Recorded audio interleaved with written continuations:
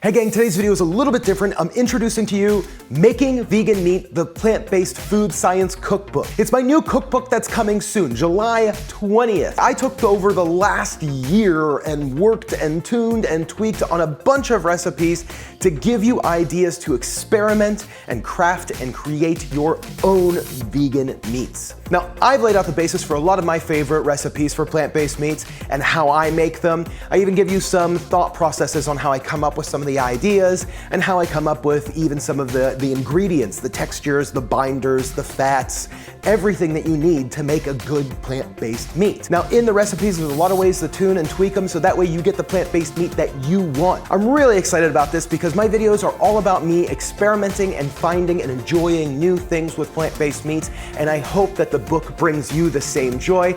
I just cannot wait for you all to have this in your hands.